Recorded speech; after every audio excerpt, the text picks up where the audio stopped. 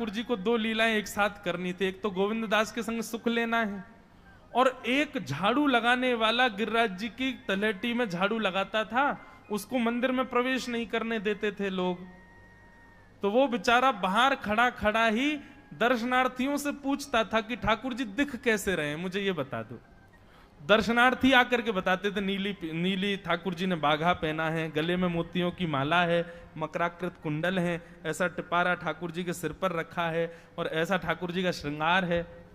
तो वो बाहर खड़ा खड़ा नेत्र बंद करके सुन सुन करके ही अपने चित्त में एक झांकी बना लेता था और मन में सोचता था ऐसे दिख रहे होंगे ठाकुर जी। पर रोज प्रार्थना करता था, नाथ मुझे लगता है इस जन्म में तो आप मुझे कभी नहीं दिखोगे, भगवान इस जन्म में तो मैं आपके योग्य नहीं हूं, पर मेरे पर बस इतनी कृपा कर दो कि अगला जन्म मुझे दीजिएगा, तो कुछ नहीं तो चेंटी बना देना, तो चेंटी बन करके मैं आपके 56 भोग में ही आ जाऊंगा, भीतर आके आपका दर्शन कर लूंगा, लेकिन मुझ पर अनुग्रह कर देना। ठाकुर जी उसके इस भाव से इतने रीझ गए। गोविंद दास को बोला था कि दाल बाटी खाने आएंगे, अब मंदिर बंद करके सब तो चले गए वहां से, सब लोग भोजनालय में भोजन प्रसाद पाने लगे। ठाकुर जी मंदिर से निकले अचक करके बाहर, गिरिराज पर्वत के ऊपर विराजते थे।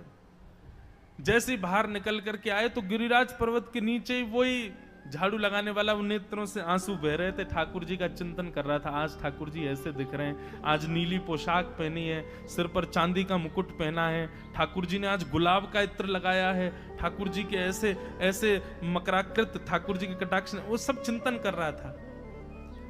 ठाकुर जी नीचे उतर करके जाने लगे, इतने में ही ठाकुर जी ने लीला करी और जोर जोर से ठाकुर जी चिल्लाने लगे,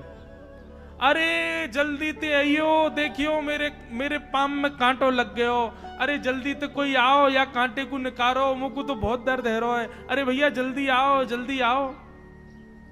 अब ये स्वर जैसे ही सुना उस झाड़ू लगाने वाले ने, उसके नेत्र खुल गए, उसने देखा, बोले कि ये स्वर कहां से आ रहा है। उसने जैसे ही नेत्र उठा करके ऊपर देखा तो नीला बाघा पहना है, मोतियों की माला पहनी है, मकराकृत कुंडल पहना है, चांदी का मुकुट चमक रहा है मस्तिष्क पर, ठाकुर जी के केश घुंघराले लहरा रहे हैं और ठाकुर जी अपनो एक पाम हाथ में पकड़ करके और एक पैर पर लंगड़ी जैसे खेलते हैं ऐसे ठाकुर जी कूद रहे हैं यहां से वहां।